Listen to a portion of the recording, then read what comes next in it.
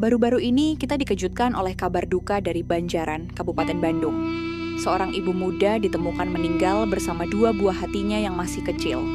Di sampingnya tertinggal sepucuk surat. Ungkapan keputusasaan karena lilitan utang, masalah rumah tangga, dan perasaan gagal sebagai seorang istri dan ibu. Tragedi ini menyentuh hati kita. Betapa berat beban yang ia pikul, hingga ia merasa jalan keluar terbaik adalah mengakhiri hidupnya bersama anak-anak tercinta.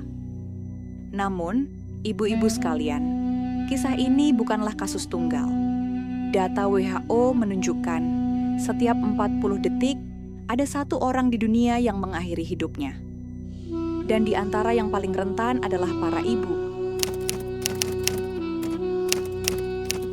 Apa penyebab semua ini? Sebagian orang menyederhanakan masalah. Kurang iman, tidak sabar, atau lemah hati. Namun, jika kita melihat lebih dalam, akar persoalan tidak berhenti pada individu. Sistem hidup kapitalisme yang kita jalani saat ini menekan rakyat kecil. Harga kebutuhan terus naik, penghasilan tidak mencukupi, utang berbunga menjebak, judi online merajalela. Kapitalisme membuat manusia lelah mengejar materi, sementara iman dipisahkan dari kehidupan. Inilah potret pahit dari sistem yang gagal memberi kesejahteraan.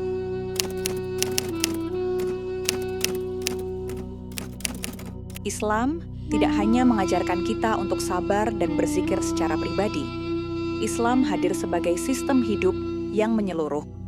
Allah menegaskan dalam Al-Quran, Allah tidak membebani seseorang melainkan sesuai kesanggupannya. Quran Surat Al-Baqarah ayat 286. Janji ini menjadi penguat ruhiyah, agar seorang ibu yakin, ujian yang datang pasti ada jalan keluarnya. Namun, lebih dari itu, Islam menghadirkan aturan yang melindungi kita. Rasulullah Shallallahu Alaihi Wasallam bersabda, imam adalah pengurus rakyat, dan ia akan diminta pertanggungjawaban atas rakyatnya. Hadis riwayat Bukhari dan Muslim. Dalam khilafah, pemimpin memastikan kebutuhan pokok, pangan, sandang, papan, kesehatan, dan pendidikan terpenuhi. Kekayaan alam dikelola negara untuk kesejahteraan rakyat, bukan dikuasai swasta atau asing. Pintu riba dan judi ditutup rapat agar keluarga tidak terjerat utang. Dengan sistem seperti inilah, ketenangan bisa benar-benar dirasakan.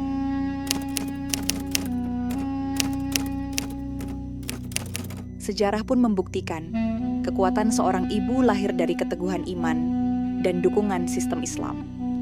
Khadijah radhiyallahu anha, penopang moral dan finansial Rasulullah Shallallahu Alaihi Wasallam. Fatimah Az-Zahra radhiyallahu anha mendidik Hasan dan Husain dengan sabar dan sederhana. Asma binti Abu Bakar radhiyallahu anha, yang berani mengambil risiko demi hijrah Nabi. Ibunda Imam Syafi'i dan Ibunda Imam Ahmad, meski dalam keterbatasan, berhasil melahirkan ulama besar. Teladan mereka menunjukkan bahwa seorang muslimah bisa menjadi tiang peradaban bila ditopang iman yang kuat, keluarga yang kokoh, dan negara yang berpihak kepada rakyat. Tragedi yang terjadi di sekitar kita adalah alarm, tanda bahwa kapitalisme tidak memberi solusi. Hanya dengan kembali kepada syariat Islam secara kafah, individu, keluarga, dan negara, ketenangan hakiki bisa terwujud. Dengan ruhiyah yang kokoh, teladan para sahabiyah, dan sistem Islam yang adil, insya Allah lahirlah generasi kuat, keluarga sejahtera, dan masyarakat penuh rahmat. Marilah kita perkuat iman, saling menguatkan sesama muslimah, dan terus berjuang agar Islam tegak kembali, demi kebahagiaan dunia dan akhirat.